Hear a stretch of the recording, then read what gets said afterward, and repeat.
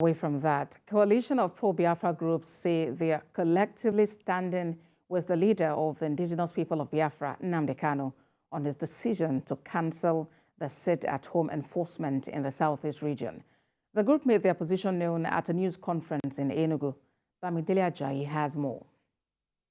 Event in recent times show effort by stakeholders to ensure Southeast is continued. Every Monday sit-at-home order. The civil unrest was designed to protest the continuous incarceration of Nnamdi Kanu, leader of proscribed indigenous people of Biafra.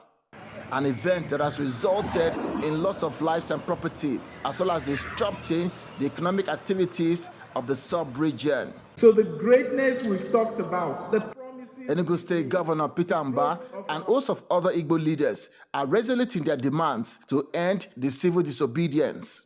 At this news conference, personal aide of the IPOB leader, Rita Anebogu, confirmed the authenticity of the letter Nnamdi Kanu released through his special counsel.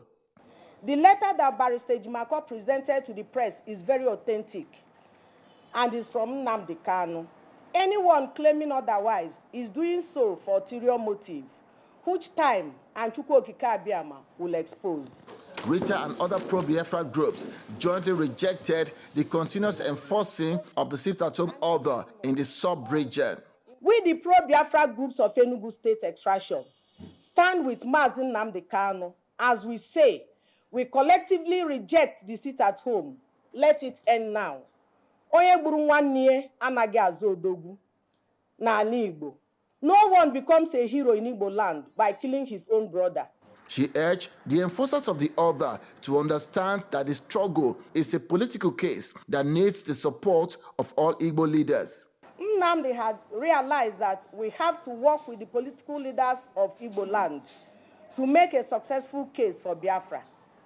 Simon Ekpa should cease and listen to voices of reason. There is no way we will realize Biafra from Tigbo Zogbo. The group issues stern warning to enforcers of the sit-at-home order to refrain, considering the socioeconomic and total well-being of the people of the Southeast region. Bamidele Ajayi, TVC News, Enugu. For more on the sit-at-home order and the way forward, let's speak with a former captain with the United States Army, Bess Johnson, who joined us live from our Abuja studio. Thank you for joining us on TVC News at 1. The sit-at-home order has lingered and it has crippled businesses and led to death. What is the reaction to this handwritten note from Nnamdi Kanu calling for its cancellation? Well, the letter from Nnamdi Kanu is a very welcome development. I strongly believe that no one should cut off their nose to spite their face. And for that reason, those of us who are here in Abuja, we are putting a coalition of several Igbo groups and other Nigerians to stage a mass protest to Finnish embassy to arrest and extradite Simon Ekpa back to Nigeria so he could face judgment for all the atrocities that he has committed in the Southeast. Look, make no mistake, this sit-at-home orders is of no one's interest other than financial selfish interest of Simon Ekpa, who has commercialized this sit-at-home for his own individual benefit. It serves no benefit to anyone in the Southeast. So it is time for all of us to stand up and stamp out that sit-at-home. The authenticity of that note from Nnamdi Kanu is being questioned. Do you think this is simply a tactic to stall peace? Look, the letter from Nnamdi Kanu is very, very authentic. I've known Dr. Aloy Ejimako for over a decade. He's one of the people that we respect and I hold dear. I don't think he can fabricate any letter, particularly of that nature, for any reason. So that letter, I believe, is authentic. Look, every reasonable Igbo man or woman knows that that sit-at-home has gotten out of control and that it is time for us to end it. This is a sit-at-home that has targeted our people, caused unimaginable, wanton destruction of lives and property, and created uncertainty in the region. Businesses have crumbled. People are moving away from the Southeast in droves. So if that thing is for our own interest, You kill everybody that you said you're fighting for. So if you get the Biafra, who is going to be there? Obviously, nobody will be there if everybody is dead. So that is why it is very, very important that all of us, we get out of the fence and stand up to end the sit at home. For that reason, I am putting a coalition of different groups, and we are planning a massive protest, which we are going to start from the National Assembly to the State House, and then we'll end up at the Finnish embassy with a petition letter to the Finnish authorities to arrest, extradite, and hand over Simon Ekpa to Nigerian authorities for prosecution for all the atrocities that he has committed, because he is not speaking for us. He does not have the local standing to stand for us.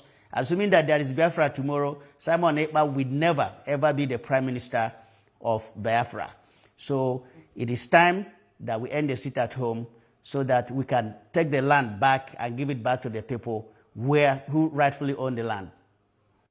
Two matters of concern, Captain Johnson. One is that what really would be the effect of that protest you're planning to have in Abuja? What effect would it have in the southeast region, your states, that are currently being affected? And secondly, what is the security for those who are actually willing to obey this order and come out to do their lawful businesses?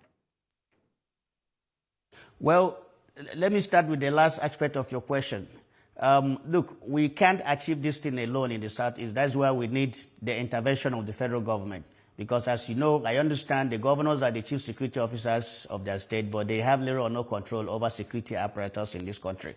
So the federal government is going to have to intervene. The Southeast is part and parcel of Nigeria, as of today. And so it's a territory of Nigeria, so Nigeria still has responsibility to provide security for the citizens of the Southeast.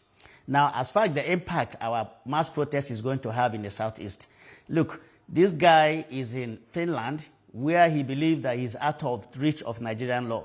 So we are headed straight to the embassy of Finland to hand over a petition to their ambassador so that he conveys that to his government, that look, his country cannot continue to be a sanctuary.